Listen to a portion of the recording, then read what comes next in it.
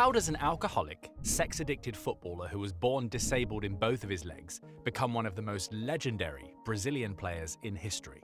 With many fans dubbing his talents as greater than that of football icon Pele, the career of Mane Garrincha is one of the most remarkable and untold stories of the footballing world. But to understand how he was able to defy all odds and cement himself as one of the greatest footballers of all time, we need to go back to his childhood. Mane Garrincha was born on October 28, 1933 in Pau Grande, Rio de Janeiro. His early life was marked by hardship. Garrincha was one of 15 children and faced severe physical challenges. His childhood polio left his left leg bent outward and his right leg bent inward, and his right leg 2 centimeters longer than his left. One doctor even certified him as a cripple. Despite these odds, Garrincha's spirit soared. But he was a lot smaller than other kids his age, so his sister Rosa nicknamed him Garrincha, meaning little bird in Portuguese, a name that stuck. Among friends, he was simply Mane. Though he was physically disadvantaged, Garrincha was astonishingly fast and agile. From an early age, he showed a gift for football, playing relentlessly day in, day out, despite working at a factory at just 14. His life was wild and unrestrained. He started drinking early, boasted of losing his virginity to a goat. Yeah, you heard that right. And hustled on the streets by challenging others to football duels for money. Betting on his own skill, Garrincha fed and clothed himself, earning a reputation as the angel with bent legs due to his divine talent and the joy he brought to those around him, despite his unfortunate physical condition. But despite his talent, he was reluctant to pursue professional football because he was content with his simple life and hesitant to leave the carefree joy that came with playing for fun. It took until he was 18 years old for Garrincha to finally cave and accept an offer to play professional football at Brazilian club Botafogo, but only to support his family as he was now a husband and father. When Garrincha first arrived for a trial at Botafogo, he faced a daunting challenge. He was matched against several senior team members, including Brazilian internationals Nilton Santos and Carlos Alberto. But instead of being overwhelmed, Garrincha showcased his immense talent. In one memorable moment, he nutmegged Nilton Santos, the starting centre-back for the national team. After the sessions, Santos, awestruck, grabbed Garrincha and took him straight to the coaching staff, saying, "Sign him so I don't have to play against him." Santos would also play another pivotal role in Garrincha's career, because when the national team overlooked Garrincha for the 1954 World Cup squad in favour of Julinho, another iconic right-winger, Santos demanded that Garrincha at least be allowed to attend the training camp. He didn't end up making the final squad, but this led to his entrance into the world of international football just a few years after. In the meantime, though, Garrincha made his debut for Botafogo on July 19, 1953, at just 19 years old, in a match against Bonsucesso. He immediately made an impact, scoring a hat-trick. The crowd fell in love with him. When he played, Garrincha would mesmerize fans with his electrifying runs, audacious dribbles, and exquisite finishes. His artistry was legendary. In one game, Garrincha twisted a defender with such a burst of speed that the player fell over. Instead of capitalizing immediately, Garrincha helped the defender back to his feet before bolting down the wing. Garrincha's talents quickly gained international attention. In the summer of 1954, Juventus offered Botafogo a world record transfer fee for the young prodigy. When told of the offer, Garrincha nonchalantly asked, "Are they any good?" to the scouts' disbelief. Garrincha was more interested in returning to Pau Grande to play street football with his friends than joining a European giant. This carefree attitude of being a boy in a man's body endeared Garrincha to fans. Among his many nicknames, Alegria do Povo, the joy of the people, remains one of the most cherished. Garrincha's off-field life was as colourful as his on-field exploits. After training sessions, if he showed up at all, he often returned to Pau Grande to play pickup games, visit the local bar, and then sleep off the effects in time for the next match. Despite his nonchalant approach, he continued to dazzle crowds and cement his place as a footballing icon. Botafogo began building a team around Garrincha, leading to his first Campeonato Carioca title in 1957, ending a 9-year drought for the club. On the international stage, Garrincha made his debut for Brazil in 1955, but didn't solidify his place until 1957, and then played in both 1958 World Cup qualification matches against Peru. When Brazil arrived in Sweden for the 1958 World Cup, expectations were high. Garrincha, however, remained blissfully unaware of the gravity of the tournament. He didn't know he was flying to Sweden until a week before departure, and had no idea who Brazil's first opponent was until he saw the Austrian flag and asked Nilton Santos for clarification. Garrincha was recovering from a botched tonsillectomy, that had caused him to lose £9 and thus did not play in the opening match against Austria. Brazil ended up winning 3-0. The next match, against the Soviet Union, marked Garrincha's debut in the tournament. When he was informed he would start, he casually asked, "Are they any good?" The Soviet team, known for their scientific and methodical approach, posed a serious challenge. But what unfolded was nothing short of legendary. In the first 3 minutes, Garrincha received the ball on the right wing, dribbled past 2 players with ease, left another defender sprawling, and smashed a shot off the post. The crowd erupted, and even Lev Yashin, the Soviet goalkeeper, as well as the only goalkeeper to win the Ballon d'Or, was dumbfounded. The opening moments are referred to by some as the greatest 3 minutes of football ever, due to Garrincha's display of unparalleled talent. The Brazilian striker Vava would go on to score a brace that game, but Garrincha was the undisputed man of the match. Brazil dominated, winning 2-0. Brazil advanced to face Wales in the quarter-finals, winning again, this time 1-0 thanks to Garrincha's creativity and Pele's clinical finish. Then in the semi-final against France, Garrincha delivered another masterclass. He completely terrorized the right-hand side, completing countless dribbles and always getting the ball into dangerous positions, from which his counterpart Pele benefited. Pele registered a hat-trick that game, and Brazil triumphed 5-2. In the final game against Sweden, Brazil faced an early setback after conceding a goal, but Garrincha turned the tide. He tore through Sweden's defense, setting up both of Vava's goals as Brazil took control. When the final whistle blew, Brazil had won 5-2, and the Swedish crowd gave them a standing ovation. Garrincha, however, was confused. He thought the World Cup was a league tournament and was disappointed they wouldn't play every team again. His innocence only added to his charm. Garrincha was named in the tournament's best 11, solidifying his status as one of the greatest players in football history. His blend of skill, joy, and simplicity captured the hearts of fans worldwide, making him not just a footballer, but a legend, the joy of the people. After his success on the international stage, Garrincha returned to Botafogo with his talents and did not disappoint. He led the team to win the Campeonato Carioca in both 1961 and 1962, a league-style tournament where only clubs from the state of Rio de Janeiro are allowed to compete. His brilliance on the pitch continued to attract attention from clubs worldwide, with Real Madrid among those eager to bring him to Spain, but Garrincha, now a father of 7 children, showed no interest in leaving Brazil.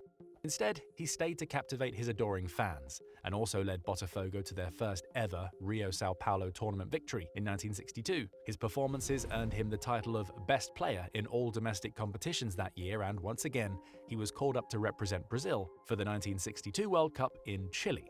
And it was during this tournament that Garrincha truly solidified his place among the greatest footballers of all time. In the opening game against Mexico, Garrincha was his usual playful self, effortlessly weaving through the defense, though he didn't register a goal involvement in their 2-0 victory. But disaster struck in the second match, during a goalless draw with Czechoslovakia, when Pele suffered an injury that ruled him out for the remainder of the tournament. With Pele sidelined, all eyes turned to Garrincha to carry Brazil forward. In the decisive final group game against Spain, Garrincha elevated his performance to extraordinary levels. His agility and precision were unmatched as he darted past defenders with ease, delivering the crucial assist for Amarildo, Pele's replacement, to secure a 2-1 victory.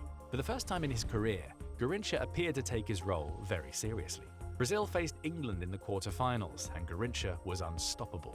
He opened the scoring with an unexpected header, surprising many who underestimated his aerial ability due to his short, stocky frame. England managed to equalise before half-time, but this only seemed to ignite Garrincha's determination.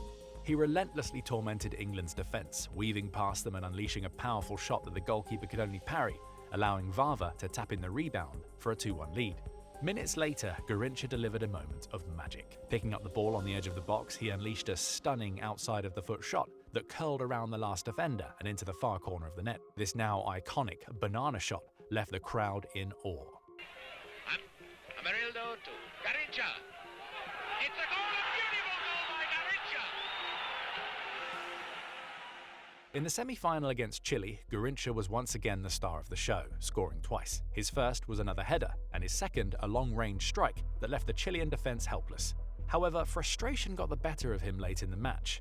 After enduring relentless fouling, spitting, and even being struck in the back of the head at one point, an approach likely taken because of their recognition that there was no other effective way to contain the Brazilian, Garrincha retaliated by kicking Chile's Eladio Rojas, earning himself a red card in the 83rd minute. They ended up winning the game, but having lost their best player in Garrincha for the upcoming final, Brazil's coaching staff and fans were anxious. The federation argued that the referee had been inconsistent throughout the game and that the Chilean defender should have been penalized earlier in order to protect Garrincha from physical abuse, so FIFA reviewed the incident and overturned the red card, allowing Garrincha to play in the final. Just before the match, Garrincha fell ill with a dangerously high fever. Despite concerns, he refused to be taken to the hospital and insisted on playing. Brazil faced Czechoslovakia in the final. Amarildo, Zito and Vava all scored as Brazil triumphed 3-1 to claim their second consecutive World Cup. Though weakened by illness, Garrincha celebrated with his teammates, embracing the glory and adoration that came with being a world champion. Garrincha's performances throughout the tournament earned him the Golden Boot as joint top scorer with 4 goals and the prestigious title of Player of the Tournament. In Brazil, people started saying, Pele may have been the greatest footballer of all time, but Garrincha was better. By 1963, Garrincha had become a global star, celebrated for his extraordinary talent on the pitch. However, fame came with its challenges.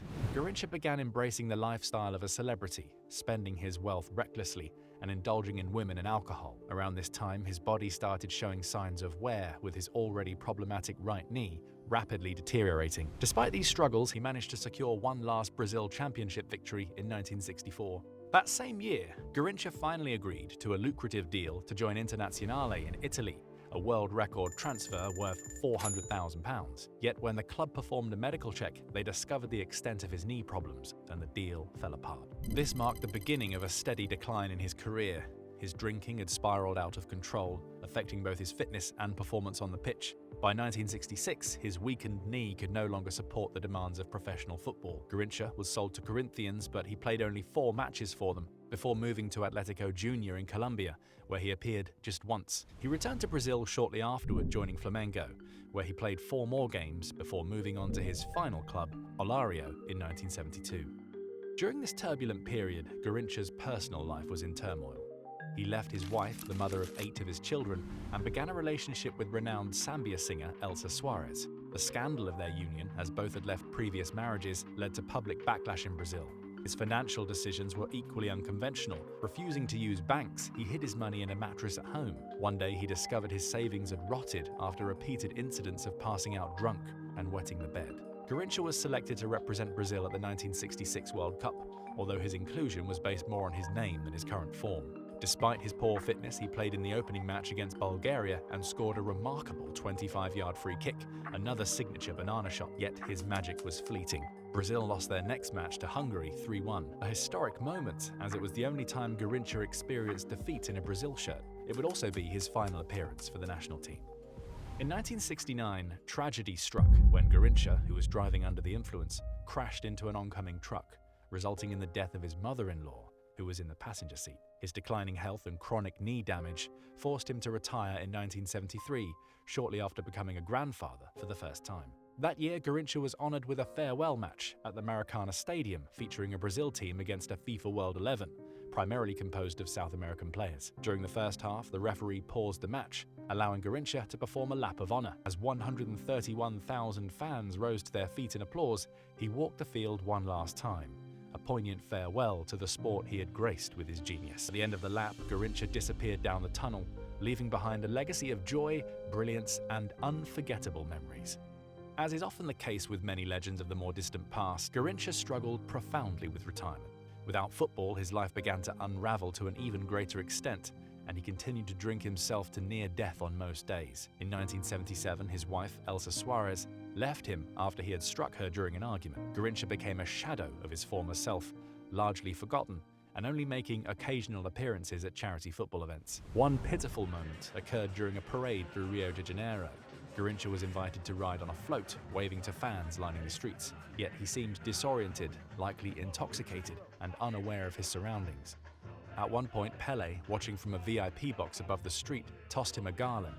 Garrincha didn't even react as it struck him, a stark reminder of his decline. Television cameras captured Pele's visible anguish, a powerful image of one icon mourning the downfall of another. The man once known as the joy of the people had become a figure of pity.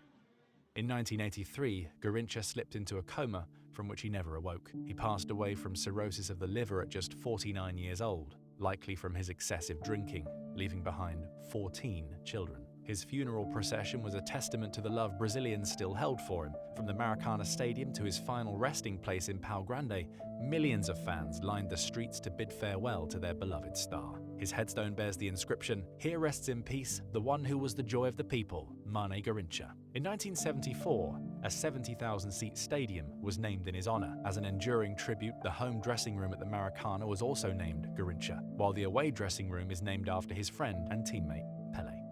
Though his life ended in tragedy, his footballing legacy remains an indelible part of Brazil's history.